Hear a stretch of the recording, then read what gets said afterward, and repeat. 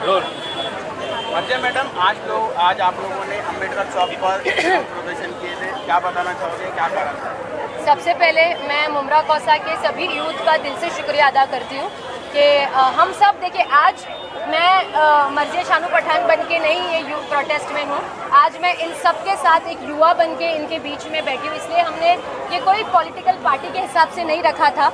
हमने ये मैं भी, क्योंकि अभी भी मैं स्टूडेंट हूँ, मैं अभी भी लॉ कर रही हूँ, so I am still a student. And यहाँ पर जितने भी लोग हैं वो कभी ना कभी स्टूडेंट रहे ही होंगे, और बहुत सारे लोग अभी हमारी शादी होगी, हमारे बच्चे होंगे, वो भी स्टूडेंट रहेंगे। और हमें ये देश में हम पैदा हुए, यही देश में मर के जाना है, हमारे बच्चे भी यही देश में बड़े होंगे। सो इट्स वेरी इंपॉर्टेंट कि हम इस चीज़ पर आवाज़ उठाएं।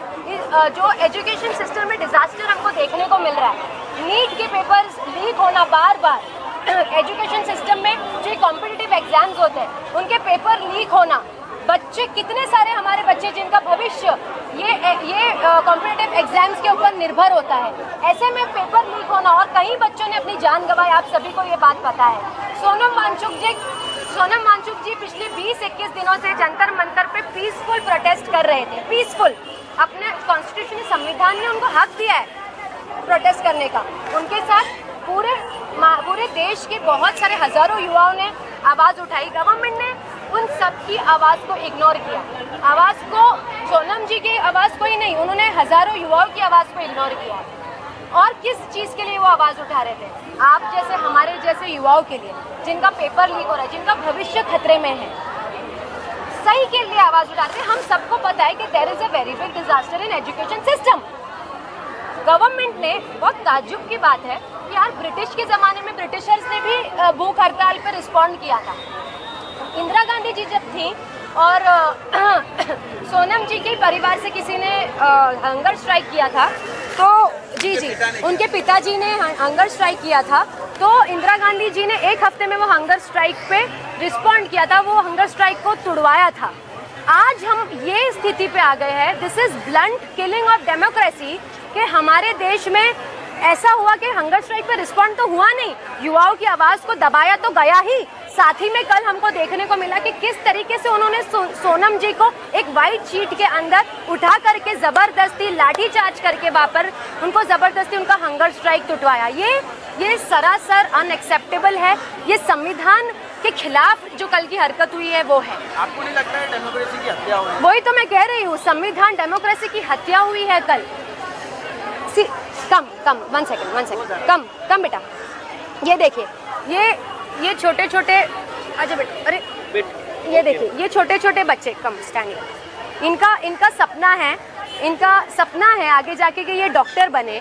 अगर ऐसे एग्जाम्स के पेपर लीक होते जाएंगे, अगर ऐसे गवर्नमेंट एग्जाम्स के पेपर लीक होते जाएंगे और एजुकेशन में इतना ब्लंडर रहेगा, तो हमारे बच्चों का फ्यूचर क्या होगा? इसी के लिए वो लड़ रहे थे ना। तो मेरी गवर्नमेंट ने पहले तो उनके आंदोलन पर रिस्पॉन्ड नहीं किया, और जब किया तो ऐसा किया कि सीधा लाठीचार्ज की। तो this is seriously not acceptable. पूरा देश, देखिए, आप जब भी कोई मुद्दे को दबाने जाएंगे तो देश के कोने कोने से आवाज़ निकलेगी, और आज ये इस चीज़ का प्रूफ है। मुमरा कौसा के यूथ ने इस चीज़ को प्रूफ कर दिया है कि नाइंसाफ़ी किधर भी हो, पूरे देश में उसके लिए आवाज़ निकलेगी। पूरे देश से युवा है, पूरे देश से बच्चे पढ़ाई करते हैं, और वो जो दिपके है, अभिजीत दिपके, वो महाराष्ट्र का एक लड़का है। वो संविधान के दायरे में रह के, अगर मैं भी एक महाराष्ट्र हूँ, हम लोग सब भी महाराष्ट्र के बच्चे हैं रहने वाले, वो अगर एक संविधानिक हद में रह करके अपना प्रोटेस्ट कर रहा है, तो आपने उसके ऊपर 2 बार हमला करा दिया, एक बार इंक फेंकी उसके ऊपर, एक बार उसको चाटा पड़वा दिया। मतलब दिस इज सो, ऐसा मुझे ऐसा लगता है दिस इज हिस्टोरिक कि ऐसा हमारे देश में ये सारी चीज़ें हमको देखने को मिल रही है। मगर ये सारी चीज़ें करने से कुछ होना नहीं है जब तक ऐसे लोग जिंदा है जिनकी कमर में हड्डी है, जिनके स्पाइन में बोन है। एंड यू हैव एग्जाम्पल के कितने सारे ऐसे युवा है। आजकल आप आवाज़ दबाएंगे तो दबेगी नहीं, और ज़्यादा तेज़ निकलेंगे, यूथ की पावर है, सबको दिख रहा है क्या हो रहा है क्या नहीं हो रहा है। This is unconstitutional, this is unacceptable. And also lastly मैं 2 दिन से ये कह रही हूँ कि देश से प्रेम होना ज़रूरी है। हम सब अपने देश से प्यार करते हैं, उसके लिए मरने मिटने तैयार हैं, मगर इसका मतलब ये नहीं है कि हम अंधभक्त हो जाएंगे, हम अंधे हो जाएंगे। अगर कोई सरकार गलत स्टेप्स ले रही है, युवाओं के फ्यूचर के साथ खेल रही है, तो हम आवाज़ उठाएंगे, क्योंकि हमारा जो दायित्व है वो देश से प्यार करना है, कोई गवर्नमेंट से प्यार करना नहीं है।